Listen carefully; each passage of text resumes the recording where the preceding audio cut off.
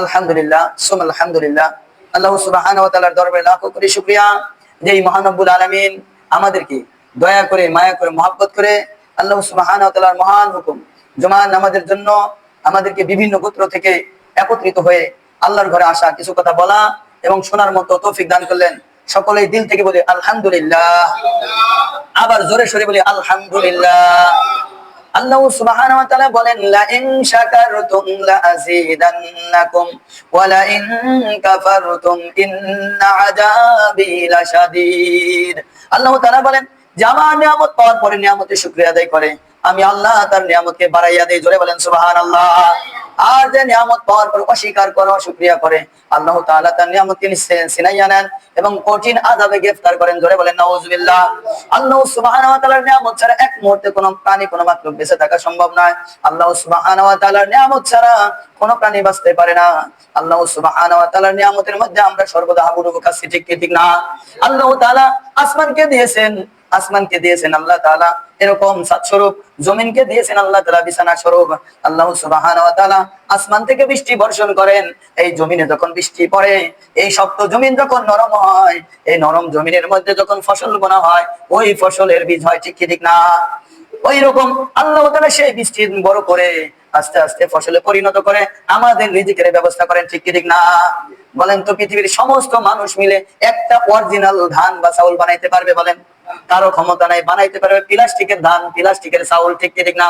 যে চাউল খাইলে পেটে অসুখ হবে, আর আল্লাহ তাআলা আমাদের অরিজিনাল চাউল দিয়ে খাওয়াচ্ছে, ঠিক কি ঠিক না? আল্লাহ তাআলা কত সুন্দর, কত নিয়ামত দিয়ে আমাদের পালতেছে, যে নিয়ামতের শুকরিয়া আদায় করে আমরা শেষ কখনো করতে পারবো না, ঠিক কি ঠিক না?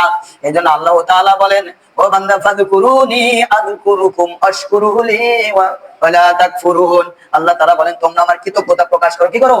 আল্লাহ বলেন তোমরা আমার কৃতজ্ঞতা প্রকাশ করো, অকৃতজ্ঞতা প্রকাশ করিও না, করলে তোমাদের এই ক্ষতি, ঠিক কি ঠিক না? তোমরা যাবা কোথায়? 1 মিনিটের জন্য যদি আমার চোখটার মধ্যে কিছু ঢোকে, বলেন তো সঙ্গে সঙ্গে চোখ বন্ধ হইয়া যায়, কিছুই দেখতে পারি না, ঠিক কি ঠিক না? মোটরসাইকেল রানিং ভাবে চালাচ্ছেন, আল্লাহ যদি হঠাৎ করে একটু মাথার ব্রেন একটু ঘুরাই দেয়, সঙ্গে সঙ্গে ব্রেনলেস অ্যাক্সিডেন্ট করতে পারে, ঠিক কি ঠিক না? অতএব আল্লাহ তাআলার নিয়ামত ছাড়া, দয়া ছাড়া 1 সেকেন্ডেও বেঁচে থাকা সম্ভব নয়, ঠিক কি ঠিক না? তাহলে প্রশংসা করব কার? বলেন, প্রশংসা করব আল্লাহর, যিনি আমাকে খাওয়াচ্ছে, যিনি আমাকে পড়াচ্ছে, যিনি আমাকে পরিচালনা করতেছে, ঠিক কি ঠিক না? এই আল্লাহ তাআলা বলেন, কুল ইন কুনতুম তুহিব্বুনাল্লাহ ফাত্তাবিউনি ইউহিব্বুকুমুল্লাহ ওয়া ইয়াগফির লাকুম যুনুবাকুম ওয়াল্লাহু গফুরুর রহিম। আল্লাহ তাআলা বলেন, হে নবী, আপনি আপনার উম্মতদেরকে, পৃথিবীবাসীদেরকে জানিয়ে দেন, কেউ যদি আমি আল্লাহকে পেতে চায়, কেউ যদি আমি আল্লাহর ভালোবাসা পেতে চায়, সে যেন আপনার ইত্তেবা করে, আপনার অনুসরণ করে। জোরে বলেন সুবহানাল্লাহ। যেই ব্যক্তি আপনি নবীকে ইত্তেবা করবে, অনুসরণ করবে মানে আপনি নবীকে ভালোবাসবে, সে যেন আমি আল্লাহকে ভালোবাসলো। জোরে বলেন সুবহানাল্লাহ। আল্লাহু গফুরুর রহিম।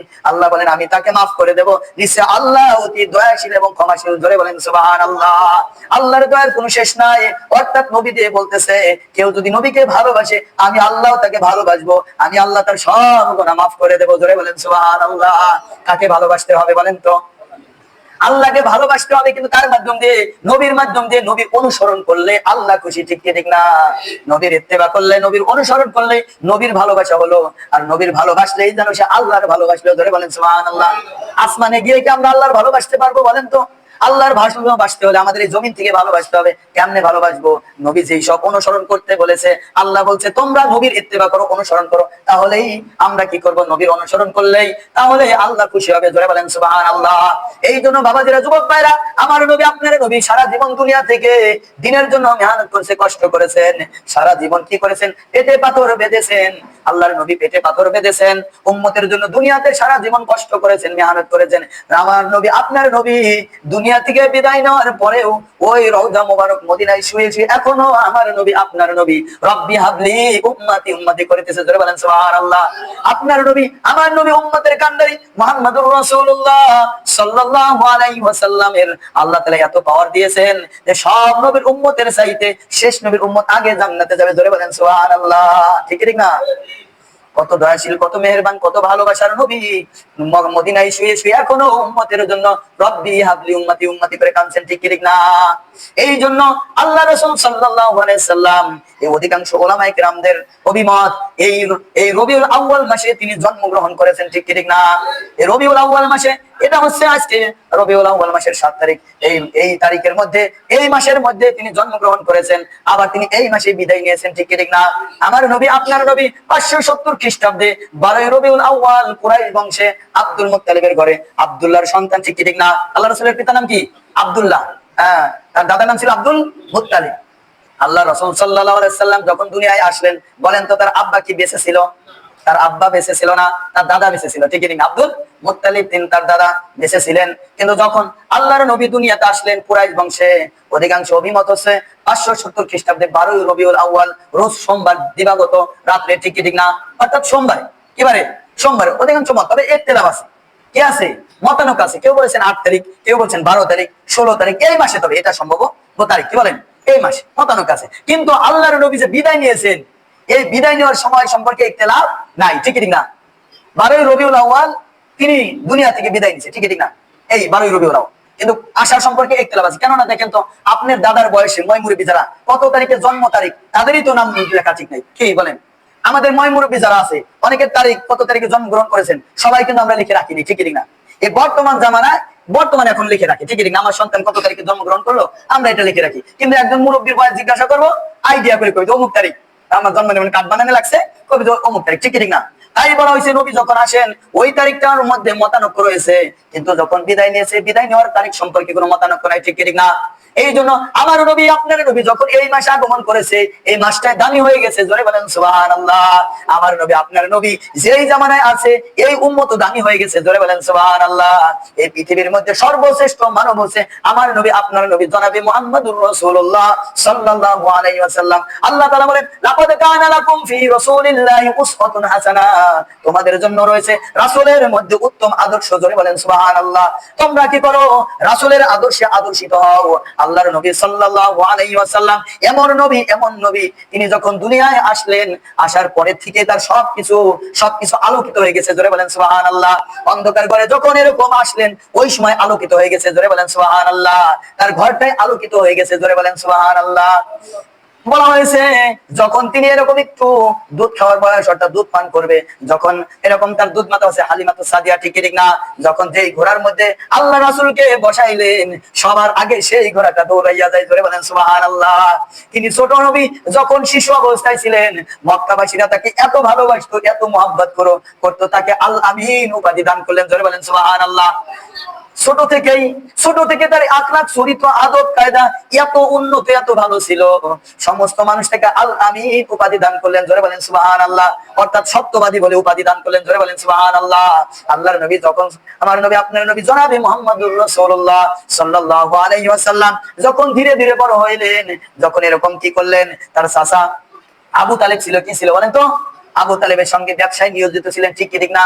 তিনি ছাগল চড়াইছেন, কাপড়ের ব্যবসা করছেন। তার আখলাক চরিত্র দেখে ওই কি করলেন, খাদিজা রাদিয়াল্লাহু তাআলা আনহুর ব্যবসায় নিয়োজিত রাখাইলেন, ঠিক ঠিক না? তার এরকম দেখে ওই ইসের মধ্যে, মাঠের মধ্যে কিছু ছাগল চড়াচ্ছে, খাদিজা উপরের দিকে তাকায় দেখে সব জায়গায় রৌদ্র রয়েছে, কিন্তু ওই বালক অর্থাৎ নবী যেখানে বসে রয়েছে, আল্লাহ দেখে, আল্লাহর ওই আসমান অর্থাৎ ওই জায়গা আল্লাহ তাআলা ছায়া দিচ্ছে, ধরে বলেন সুবহানাল্লাহ। দেখেন, চিন্তা করে দেখেন, যখন আল্লাহর নবী শুয়ে রয়েছে, আল্লাহ তাআলা দেখলেন আমার ওই হাবিবকে আমি কষ্ট দেব না, কি করলেন, আসমান থেকে ওই রোদ্রের ওই জায়গা যেখানে নবী বসে রয়েছে, শুয়ে রয়েছে, ওইখানে ছায়ার ব্যবস্থা করলেন, জোরে বলেন সুবহানাল্লাহ। আল্লাহর নবী যখন এরকম ইশারা করেছেন, চাঁদ পর্যন্ত দ্বিখণ্ডিত করেছে, জোরে বলেন সুবহানাল্লাহ। আল্লাহর নবী যদি চাইতেন এ তায়েফবাসীদেরকে ধ্বংস করে দাও, আল্লাহকে নবী কখনো বলে নাই। আল্লাহর নবীকে তায়েফবাসীরা কষ্ট দিয়েছে, ঠিক ঠিক না? কষ্ট দিয়েছে, কিন্তু আমার নবী আপনার নবী বদদুয়া করে নাই, বরং দোয়া করেছে। জিবরাইল এসে যখন বললেন, হে আল্লাহর নবী, আপনি হুকুম দেন, ওই তায়েফবাসী যারা আপনাকে রক্তাক্ত করেছে, জুলুম করেছে, কষ্ট দিয়েছে, আমি জিবরাইলকে হুকুম দেন, আমি তায়েফবাসীকে ধূলিসাৎ করে দেব। আল্লাহর নবী, আমার নবী আপনার নবী জনাবে মুহাম্মদুর রাসূলুল্লাহ সাল্লাল্লাহু আলাইহি ওয়াসাল্লাম বদদুয়া করে নাই, বরং তারা দোয়া করেছে আল্লাহ যেন তাকে হেফাজত করে, বলেন সুবহানাল্লাহ। চিন্তা করে দেখছেন, হ্যাঁ, কেমন আখলাক, কেমন তার চরিত্র। আল্লাহর নবী সাল্লাল্লাহু আলাইহি সাল্লামের এত সুন্দর, এত আখলাক চরিত্র সুন্দর ছিল, তার ব্যবহার দেখে মানুষ ইসলামের পথে চলে আসছে, ধরে বলেন সুবহানাল্লাহ। হ্যাঁ, অর্থাৎ আমাদের কি করতে হবে, আল্লাহ রাসূলের আখলাক চরিত্র যেমন ছিল, আমরাও তার আখলাকিত হওয়ার জন্য অবিরাম চেষ্টা করতে হবে। আর চেষ্টার মাধ্যমটা কি, নবীর সুন্নত, নবীর কি সুন্নত, নবীর ভালোবাসা, নবীর মোহাম্মদ, নবীর ভালোবাসি, নবীর মোহাম্মত করি আর দাড়ি সাথী, এটা কি ভালোবাসার পরিচয় বলেন তো?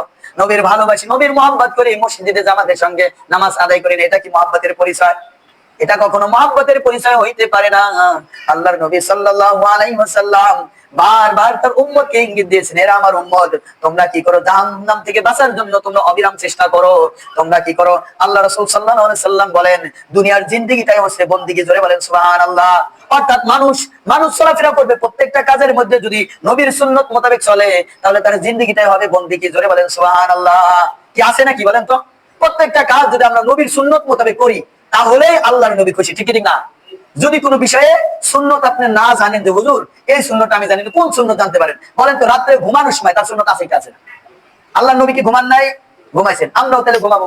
হ্যাঁ, তাহলে ঘুমানোর সময় যে নবী যে দোয়াটা পরে ঘুমাইছে, ওই দোয়াটা পরে ঘুমালে তো সুন্নত আদায় হবে, কি বলেন? হ্যাঁ, কি দোয়া? আল্লাহুম্মা বিসমিকা আমুতায়া, ঘুমটা ইবাদত। ঘুম ভাঙছে, আলহামদুলিল্লাহিল্লাযী আহইয়ানা বা'দামা আমাতানা ওয়া ইলাইহিন নুশুর, ঘুমটা ইবাদত হয়ে গেল, ধরে বলেন সুবহানাল্লাহ। এরপরে বিসমিল্লাহির রহমানির রহিম বলে দরজাটা খুললেন, মিসওয়াকটা হাতে নিয়ে বিসমিল্লাহ বলে মিসওয়াক শুরু করলেন, মিসওয়াক করে এরপরে সুন্দর করে ওযু করলেন, ভালো মতো ওযু করে নামাজটা আদায় করলেন। আদায়ের পরে এরকম দুনিয়ার কোনো কাজকর্ম যদি থাকে, তাহলে আপনি দুনিয়ার কাজে বাইরে হইলেন। আল্লাহর নবী বলেন, তোমার এই জিন্দেগিটাই হলো বন্দেগী, জোরে বলেন সুবহানাল্লাহ। এই জন্য বাবাজিরা, প্রত্যেকটা কাজ দেখেন, সকাল ঘুম থেকে ভাঙা থেকে আবার ঘুমানো পর্যন্ত, যখনই আপনি যে কোনো কাজ করবে, যদি এই কাজের মধ্যে প্রত্যেকটা কাজ খুঁজবেন সুন্নত আছে কি আছে কি আছে না, বলেন তো? নবীর দুনিয়া কাজ করছে না, নবীর স্ত্রী ছিলেন না, নবীর সন্তানাদি ছিলেন না, সবকিছু ছিলেন। অতএব আমরাও যদি সেই নবীকে অনুসরণ করি, নবীকে ভালোবাসি, তাহলে নবীর অনুসরণের মাধ্যম দিয়ে, নবীর অনুকরণের মাধ্যম দিয়ে আমাদেরকে আগাইতে হবে, ঠিক না? এই জন্য বাবাজির আসুন, সামনে অতি সন্নিকটে 12ই রবিউল আউয়াল, ঠিক না? 12ই রবিউল আউয়াল একবারে সন্নিকটে, এই মাসে তিনি আসছেন, আবার এই মাসে তিনি বিদায় নিয়ে চলে গেছেন। এখন আমাদের করণীয় হলো যে আমরা কি করব, সোমবারে রোজা রাখার চেষ্টা করব, প্রতি শুক্রবারে রোজা রাখার চেষ্টা করব। আর হলো আল্লাহর নবীর জন্য 12ই রবিউল আউয়াল উপলক্ষে বেশি থেকে বেশি দান সদকা করার চেষ্টা করব, ঠিক না? বেশি বেশি দান সদকা করব।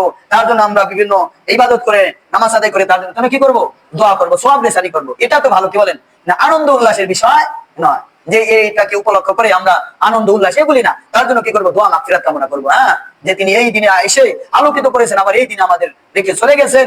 নবী যখন চলে গেলেন, তখন সাহাবীরা নিজেকে কন্ট্রোল করতে পারে নাই, ঠিক না? ভালোবাসা, কত ভালোবাসা!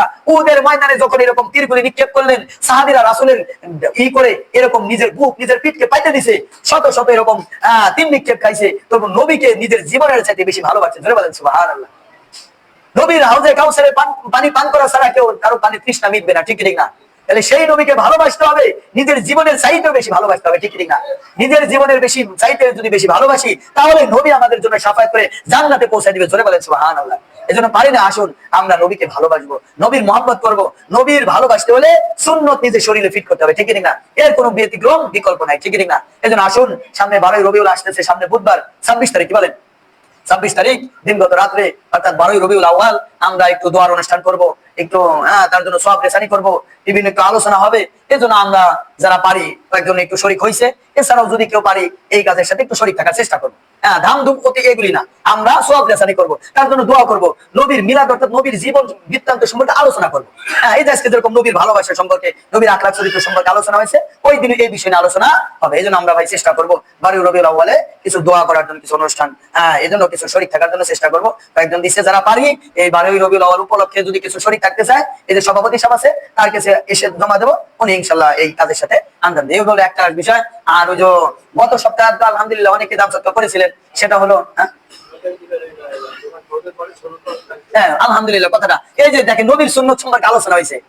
বলেন তো, ফরজ তো আদায় করবই, কিন্তু নবীর ভালোবাসতে হলে তো সুন্নতের বিকল্প নাই। এই জন্য বাবাজি, আমরা যে জুমার নামাজের 2 রাকাত ফরজ পড়ি না, ফরজের পরে 4 রাকাত বাদাল জুমা আছে, কয় রাকাত বলেন তো? এই যে এখন যেরকম 4 রাকাত সুন্নতের সময় দেবো, ঠিক না? এখন 5 মিনিট সময় দেবো, 4 রাকাত কাবলা জুম্মা সুন্নাত নামাজ আদায় করবেন, তারপরে আমরা খুতবা আদায় করবো, তারপরে 2 রাকাত ফরজ আদায় করবো, ঠিক না? করার পরে বলেন তো, তারপরে 4 রাকাত বাদাল জুম্মা সুন্নাত আছে না?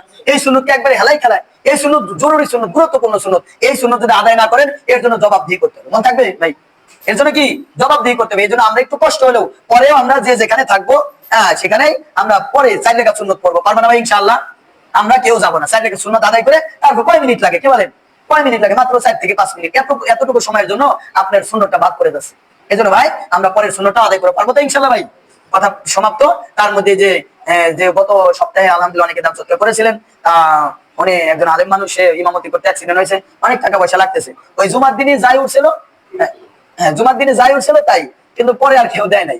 এই জন্য ওই যে বলছে কমিটি থেকে বিভিন্ন জায়গায় উঠছে আলহামদুলিল্লাহ। এই জন্য আমরা কম বেশি 100 200 কম বেশি 10 লাখ টাকা, হ্যাঁ কি বলেন, 10 লাখ টাকা কি একটা বোঝা না?